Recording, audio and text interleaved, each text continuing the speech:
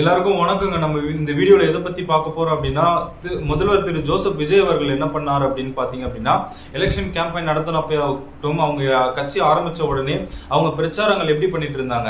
நம்ம வந்து ஒரு தூய சக்தி, நம்ம வந்துட்டு ஒரு ஊழல் இல்லாத ஒரு அரசியல் இது பண்ண போறோம், நம்ம கட்சியில வந்துட்டு ஊழல்வாதிகள் யாருமே இல்லாத ஒரு கட்சியா நம்மளது இருக்கும், புதிய ஒரு மாற்றம் வேணும், இந்த மாதிரி எல்லாம் சொல்லிதான் பிரச்சாரம் பண்ணி அவங்க எலெக்ஷன்ல நின்றாங்க. இப்ப எலெக்ஷன்ல நின்ற பின்னாடி என்ன ஆச்சு அப்படின்னு பாத்தீங்க அப்படின்னா, அவங்க நினைச்சு கூட நம்ம ஜெயிப்போம்னு சொல்லி மக்கள் வந்து ரொம்ப கஷ்டப்பட்டு இருந்தாங்க. அதாவது ஏடிஎம்கே டிஎம்கே அப்படின்ற ரெண்டு மிகப்பெரிய கட்சிகள் வந்துட்டு மாறி மாறி மாறி மாறி ஆட்சி பண்ணிட்டு இருந்தாங்களோ ஒழிச்சு மக்கள் மனநிலையை புரிஞ்சு அவங்க நடந்துக்கல. ஊழல், லஞ்சம், அதிகார துஷ்பிரயோகம் இதைதான் வந்துட்டு இரண்டு கட்சிகளும் பண்ணிட்டு இருந்தாங்க. எல்லாருக்கும் வணக்கங்க. நம்ம இந்த வீடியோல எதை பார்க்க போறோம் அப்படின்னா, ஏடிஎம்கேல இருந்து பல எம்எல்ஏக்கள் வந்துட்டு ரிசைன் பண்ணிட்டு டிவிகே கட்சியில வந்துட்டு இணையறாங்க. இது சரியா தப்பா? இந்த மாதிரி இணையத்தை வந்து முதல்வர் விஜய் அவர்கள் வந்துட்டு எப்படி அக்செப்ட் பண்றாரு அப்படின்றத இந்த வீடியோல முழுசா நம்ம பார்க்க போறோம். வாங்க நம்ம வீடியோக்குள்ள போலாம். வீடியோக்குள்ள போறதுக்கு முன்னாடி நம்ம சேனலை சப்ஸ்கிரைப் பண்ணிக்கோங்க, ஷேர் பண்ணுங்க, லைக் பண்ணுங்க. நான் ஏதாச்சும் தவறாக பேசுனா அதை வந்துட்டு எனக்கு வந்து கமெண்ட்ல வந்து தெரிவிங்க. இப்போ திரு மாண்புமிகு முதல்வர் அவர்களே, நீங்க வந்துட்டு எலெக்ஷன்ல வந்துட்டு நிக்கும் போது, நீங்க வந்துட்டு தேர்தல் பிரச்சாரம் செய்யும் போது என்ன சொன்னீங்க அப்படின்னா, ஏடிஎம்கேன்றது வந்து ஊழல் கட்சி, டிஎம்கே அப்படின்றது ஊழல் கட்சி, அவங்க வந்துட்டு ஊழல் பண்ணிருக்காங்க, தமிழக மக்களோட வயிற்றுல அடிக்கிறாங்க அப்படின்னு சொல்லி பல பொய் பிரச்சாரங்களை நீங்க பண்ணீங்க. இன்னைக்கு நீங்க எலெக்ஷன்ல நின்று ஜெயிச்ச பின்னாடி அந்த ஏடிஎம்கே கட்சியில இருந்து வரக்கூடிய பல எம்எல்ஏக்களை வந்துட்டு உங்க கட்சியில இணைச்சுக்கிறீங்க. இப்ப இணைச்சு நீங்க என்ன சார் பண்ண போறீங்க? மேற்கொண்டு வந்துட்டு உங்க மெஜாரிட்டி இம்ப்ரூவ் பண்ண போறீங்க. ஒரு ஸ்ட்ராங்கான ஒரு பார்ட்டியா நீங்க வந்துட்டு இருக்கணும் அப்படின்றதுக்காக எந்த கட்சியில இருந்து வந்தாலும் நீங்க இணைச்சுப்பீங்களா? அதாவது முதல் முறையாக உங்க கட்சியில வந்துட்டு திரு செங்கோட்டையன் அவர்கள் இணைஞ்சப்போ நிறைய பேர் என்ன சொன்னாங்க அப்படின்னா, செங்கோட்டையன் மேல பல அலிகேஷன்ஸ் இருக்கு, வாட்சத்தி வன்முறை ஆகட்டும், பல ஊழல் வழக்குகள் இருக்கு, அவர் வந்து பல கோடி ரூபாய் கொள்ளடிச்சு வச்சிருக்காருன்னு சொல்லிட்டு சொல்லி பொதுவெளியிலே மக்கள் நிறைய பேர் பேசிக்கிட்டாங்க. அப்படி இருந்தாலும் என் மனசுல ஒரு சந்தோஷமா தான் இருந்தது. செங்கோட்டையனை நீங்க உங்க கட்சியில இழுச்சது என்ன அப்படின்னு பாத்தீங்க அப்படின்னா, ஒரு புதுசா ஒரு கட்சி எஸ்டாப்ளிஷ் ஆயிருக்கு. அந்த கட்சியில இருக்கிறவங்க எல்லாமே புதுசானவங்க, சின்ன சின்ன யங்ஸ்டர் இருந்தாங்க, சின்ன சின்ன பசங்க யங்ஸ்டர்ஸ் இவங்க தான் இருந்தாங்க கட்சியில. ஒரு எப்படி சொல்றது, ஒரு ப்ராப்பரா வழி நடத்துறதுக்கு ஒரு ஆளுமை இல்ல, எக்ஸ்பீரியன்ஸ் பர்சன் வந்துட்டு இந்த கட்சியில இல்ல. அதனால திரு செங்கோட்டையன் அவர்கள் வந்து இந்த கட்சியில இணைஞ்சது வந்துட்டு நான் வந்து ஒரு வரவேற்கத்தக்கக்கூடிய விஷயமா பார்த்தேன். என்ன அப்படின்னு பாத்தீங்க அப்படின்னா, நீங்க வந்து நல்லது பண்ணணும்னு சொல்லி வந்திருக்கீங்க. அதுல ஒரு பர்சன் வந்துட்டு எனக்கு அவர் வந்துட்டு உங்களை எதுவும் சேஞ்ச் பண்ணிட போறது இல்ல. ஏன்னா 100 பேர் சொல்ற ஒரு தரப்பு வாதத்துக்கும் ஒருத்தர் சொல்ற தரப்பு வாதத்துக்கும் வித்தியாசம் இருக்கு இல்லையா? அதனால திரு செங்கோட்டையன் அவர்கள் வந்துட்டு கட்சியில இணைஞ்சப்போ நான் சந்தோஷப்பட்டேன். என்ன காரணம் பாத்தீங்க அப்படின்னா, ஒரு மீட்டிங் எப்படி ஆர்கனைஸ் பண்ணணும், ஒரு பொதுவெளியில் எப்படி பேசணும், கட்சி எப்படி லீட் பண்ணி எடுத்துட்டு போகணும், நம்ம காம்படிட்டர் நம்ம எப்படி பீட் பண்ணணும், அந்த மாதிரி வந்துட்டு முன்னாள் முதல்வர் அம்மையார் ஜெயலலிதா அவர்கள் கூட அவர் லாங் ஜர்னி பயணிச்சிருக்காரு. எம்ஜிஆர் கூட காலத்துல இருந்திருக்காரு. அவர் வந்து பல எலெக்ஷனை பார்த்தவர். அதனால ஒரு ஸ்ட்ராட்டஜி வந்து அவர் கொடுத்தா கரெக்டா இருக்கும். அதனால திரு செங்கோட்டையன் கட்சியில இணைஞ்சதை நாங்க சந்தோஷமா பார்த்தோம். அதோட நீங்க நிறுத்தி இருக்கணும். நீங்க வந்துட்டு ஒரு பதவிக்காக, அதாவது நீங்க வந்து எலெக்ஷன்ல நிற்கும் போது வந்துட்டு தோல்வி பயத்துல நீங்க என்ன பண்ணீங்க அப்படின்னா, ஆட்சியில் பங்கு, அதிகாரத்தில் பங்கு அப்படின்லாம் நீங்க அனௌன்ஸ்மெண்ட் பண்ணி மத்த கட்சியில் இருக்கக்கூடிய உறுப்பினர்களை வந்து உங்க பக்கம் கூப்பிட்டீங்க. நான் ஒரு கட்சியை ஆரம்பிச்சு நான் முதல் முறை பிரச்சாரம் பண்ணலாம் அதுதான் செய்வேன். பிகாஸ் இங்க வந்துட்டு ஆல்ரெடி இருக்காங்க, நம்ம வந்து புதுசா என்ட்ரி கொடுக்குறோம், நமக்கு கொஞ்சம் சப்போர்ட் தேவைப்படுது அப்படின்றதுக்காக நீங்க சொல்லியிருக்கலாம். இப்போ நீங்க வந்துட்டு தேர்தல் எலெக்ஷன் ரிசல்ட் வந்துருச்சு, நீங்க ஜெயிச்சிட்டீங்க, முதல்வர் ஆகிட்டீங்க, பெரும்பான்மை நிரூபிக்கக்கூடிய இடத்துல நீங்க பெரும்பான்மை உங்களுக்கு கொடுத்துட்டாங்க, பெரும்பான்மையோட இருக்கீங்க. நீங்க ப்ராப்பரா ஒர்க் பண்ணி நீங்க மக்கள் மனசுல வந்துட்டு ஒரு நல்ல கட்சின்னு இடம் பிடிச்சிட்டீங்க அப்படின்னா, சார் நீங்க இதுவரை தமிழக மக்களுக்கு உங்களால ₹1 கூட பலன் கிடையாது. நீங்க வந்து எலெக்ஷனுக்கு வரதுக்கு முன்னாடி தமிழக மக்களுக்காக நீங்க என்ன சார் பண்ணிருக்கீங்க? எதுவும் பண்ணல. இருந்தாலும் தமிழக மக்கள் வந்து புதுசா ஒரு ஆட்சி மாற்றத்தை எதிர்பார்த்துட்டு இருந்தாங்க. ஏடிஎம்கே டிஎம்கே அப்படின்ற இரண்டு பெரிய கட்சிகள் மாத்தி மாத்தி பண்ண ஊழல்கள் ஆகட்டும், கொலையாகட்டும், அவங்க அதிகார துஷ்பிரயோகம் பண்ணதாகட்டும், எல்லாத்தையும் மக்கள் சகிச்சுக்கிட்டு போயிட்டு இருந்தாங்க. மாற்று கட்சி ஏதாச்சும் வராதா, மாற்று அரசியல் வராதா அப்படின்னு ஒரு எதிர்பார்த்த சூழல்ல யாரும் இல்லாதப்போ நீங்க வந்துட்டு என்ட்ரி கொடுத்தீங்க. அதனால மக்கள் வந்துட்டு வேற ஆப்ஷன் இல்லாதால அவங்க சூஸ் பண்ணோம். புரியுதுங்களா? அதாவது நீங்க நடிகரா எனக்கு ரொம்ப பிடிக்கும். ஒரு கட்சி ஆரம்பிச்சப்போ நான் ரொம்ப சந்தோஷப்பட்டேன். உங்க கட்சியில உறுப்பினர் கார்டும் எடுத்த. இருந்தாலும் ஒரு மாற்று அரசியல் வந்து வரும் அப்படின்ற ஒரு நம்பிக்கையால தான் உங்களுக்கு நாங்க வாக்களிச்சோம். ஆனா நீங்க இப்ப என்ன சார் பண்ணிட்டு இருக்கீங்க? ஏடிஎம்கேல இருந்தும் டிஎம்கேல இருந்தும் பல எம்எல்ஏஸ் எம்பிஸ் எல்லாம் உங்க கட்சியில இணைக்கிறீங்க. அந்த கட்சியில இருக்கக்கூடியவங்களை உங்க கட்சியில இணைச்சுக்கிட்டீங்க அப்படின்னா, இப்போ தூய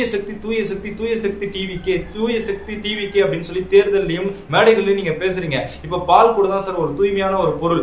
அதுல ஒரு துளி விஷம் கலந்தா அந்த பால் என்ன சார் ஆகும்? அந்த பால் முழுவதுமாக விஷமாக தான் மாறும். மாறும். அப்படி இருக்கும்போது நீங்க உங்க கட்சியில வந்துட்டு இப்போ 118 எம்எல்ஏஸ் வச்சிருக்கீங்க அப்படின்னா, ஆதரவு கொடுத்தது இல்லாம 108 எம்எல்ஏஸ் நீங்க வச்சிருக்கீங்க அப்படின்னா, அந்த 108 எம்எல்ஏஸையும் நீங்க ஒரு ட்ராக்ல எடுத்துட்டு போறீங்க அப்படின்னா, புதுசா வந்து உங்க கட்சியில இணையக்கூடியவங்க எல்லாமே அதாவது ஊழல்ல பழம் தின்னு கொட்ட போட்டவங்க, ஊழல்லயே ஊறி வளர்ந்தவங்க. அவங்க வந்துட்டு எப்படி என்னென்ன ஸ்ட்ராட்டஜி யூஸ் பண்ணணும் அப்படின்னு உங்க கட்சியில இருக்க எம்எல்ஏஸ்க்கெல்லாம் அவங்க வந்து கத்துக் கொடுக்க மாட்டாங்களா? ஊழல்ல அவங்க கொள்ளடிக்க மாட்டாங்களா? அவங்க கொள்ளடிக்கிறத பார்த்த உடனே உங்க கட்சியில இருக்கக்கூடிய எம்எல்ஏஸ்க்கு அந்த ஆசை வராதா? நம்மளும் கொள்ளடிப்போம், நம்மளும் திருடுவோம்னு சொல்லிட்டு. ஏன்னா இது பணம் சார். பணம் நம்புது. இப்போ வந்து ஒரு டெண்டர் விடுது. அந்த டெண்டர்ல வந்துட்டு நான் ஒரு எம்எல்ஏ இருக்கேன், நான் ஒரு 100 கோடி அதுல வந்துட்டு ஏமாத்தி நான் வாங்குறேன், பிரச்சனை இல்லாம. அதை பார்க்கக்கூடிய இன்னொரு எம்எல்ஏக்கு என்ன தோணும்? நம்மளும் இந்த மாதிரி வந்து ஒரு 100 கோடி ஊழல் பண்ணலாம் தான் தோணும். மேற்கொண்டு ஊழலை வளர்க்கறதுக்காக தான் உங்க கட்சியில வந்துட்டு நீங்க ஏடிஎம்கேல இருந்து பல எம்எல்ஏஸ் வந்துட்டு உங்க கட்சியில இணைக்கிறீங்களா?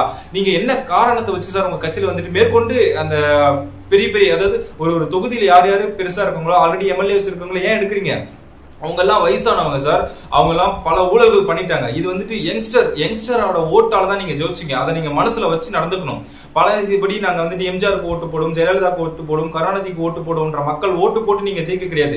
யங்ஸ்டர் ஓட்டு போட்டு தான் நீங்க ஜெயிச்சீங்க. அப்படி இருக்கும்போது யங்ஸ்டர் என்ன ஆசைப்படுறாங்க அப்படின்னா, புது அரசியலை எடுத்துட்டு வரணும், புது மாற்றத்தை எடுத்துட்டு வரணும், தமிழக அரசியல் வந்து கொஞ்சம் ஸ்பீடா மூவ் ஆகணும் அப்படின்னு சொல்லி நாங்க எதிர்பார்க்கிறோம். நீங்க என்ன பண்றீங்க அப்படின்னா, வயசான கிளங்கட்டைகளை கூப்பிட்டு வச்சுக்கிட்டு ஊழல் பண்ணவங்களை எல்லாத்தையும் கூப்பிட்டு உங்க கட்சியில எதுக்கு சார் நினைக்கிறீங்க?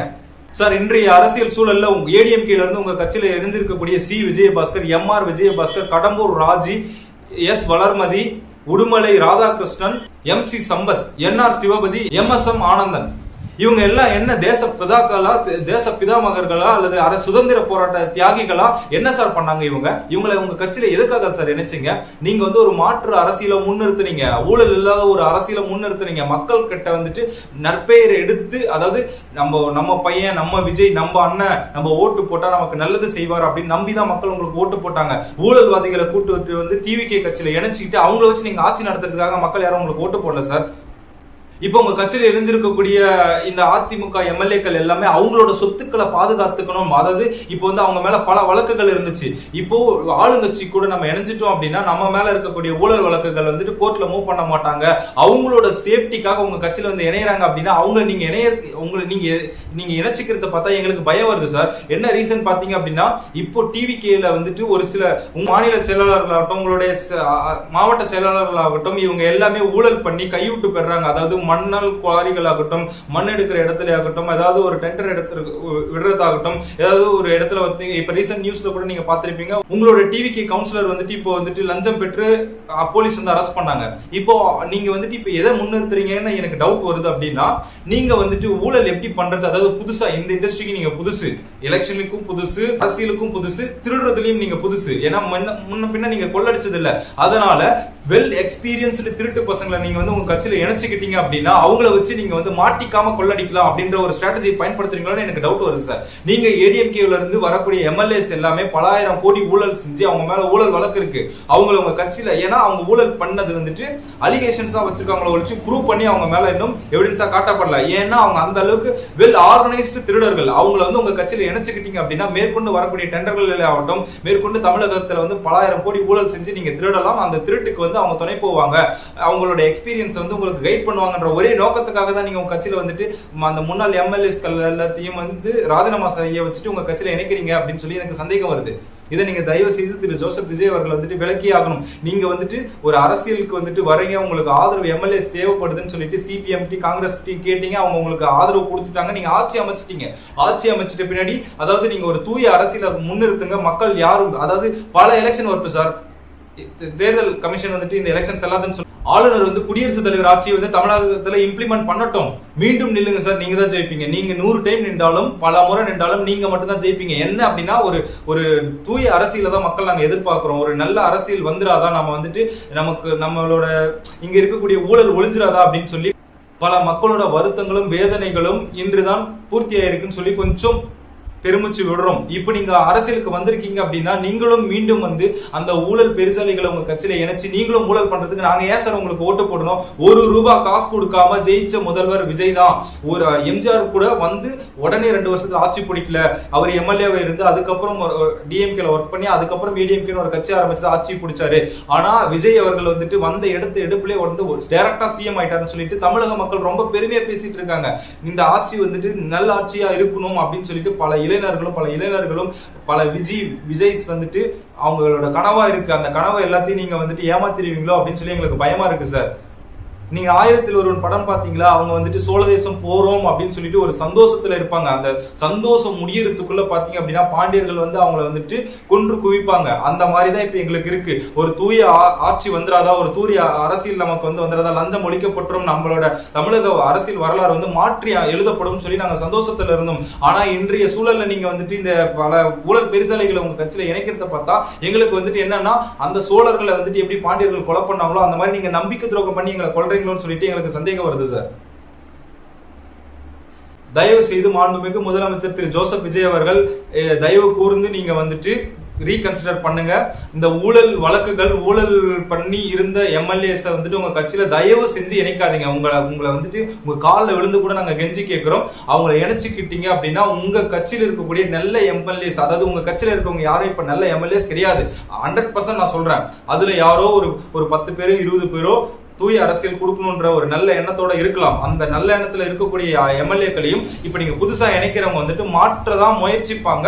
ஊழல் தான் இதுக்கப்புறம் நடக்கும். தயவு செஞ்சு நீங்க கட்சியில இணைக்கிற வேலையை விட்டுருங்க. உங்க கட்சி ஸ்ட்ராங் பண்ணணும்னா நீங்க தூய அரசியல கொடுங்க சார். நீங்க வந்துட்டு ஊழலை ஒழிங்க, லஞ்சத்தை ஒழிங்க, மக்களோட மனநிலைமையை புரிஞ்சுக்கிட்டு நடங்க. போலீஸ் உள்துறை உங்க கண்ட்ரோல்ல வச்சிருக்கீங்க. போலீஸ் வந்து மக்களா நடத்த வைங்க. அரசியல், அதாவது ரெவன்யூ டிபார்ட்மெண்ட் ஆகட்டும், இந்த டிபார்ட்மெண்ட்ல இருக்கக்கூடிய ஒரு அரசு ஊழியர்கள் வந்து மக்களுக்கு ரெஸ்பெக்ட் கொடுத்து நடந்துக்க வச்சுக்கோங்க. புது மாற்றத்தை உற்பத்தி பண்ணுங்க. ஹாஸ்பிட்டல்ஸ் எல்லாத்துலயுமே வந்துட்டு மக்களுக்கான ஒரு நல்ல மரியாதை கொடுங்க. ஹைஜீனிக்கா ஹாஸ்பிட்டல வச்சு நீங்க ப்ராப்பரா நடத்தி பாருங்க. மக்கள் வந்துட்டு இதுக்கப்புறம் நீங்க 100 முறை எலெக்ஷன் என்றாலும் உங்களுக்கு தான் வாக்களிப்பாங்க. நீங்க அதை விட்டுட்டு ஊழல் பெருசாலிகளை உங்க கட்சியில இணைச்சுக்கிட்டு உங்க கட்சி ஸ்ட்ராங் பண்ணணும், நீங்க போறது வேற ட்ராக் மாதிரி எங்களுக்கு தெரியுது சார். மேற்கொண்டு கொள்ளடிக்கிறதுக்கான வழிமுறைகளையும் வரையறைகளையும் தான் நீங்க தேடிக்கொள்கிறீர்கள் என்று எங்களுக்கு சந்தேகமாக உள்ளது. நேற்று நான் ஒரு காணொலியை பார்த்தேன். அதில் திரு சகாயம் ஐஏஎஸ் அவர்கள் வந்துட்டு கூறுகிறார், திரு ஜோசப் விஜய் அவர்கள் தவறான ஒரு முன்னெடுக்கை எடுத்துக்கொண்டிருக்கிறார். அவர் வந்து பல ஊழல்வாதிகளை வந்து தனது கட்சியில் இணைத்துக் கொண்டிருக்கிறார். இது கண்டிக்கத்தக்க ஒரு விஷயம் என்று அவர் அறிக்கை கொடுத்திருக்கிறார். இதற்கு நீங்க என்ன பதில் சொல்லுவீர்கள் மாண்புமிகு முதல்வரே?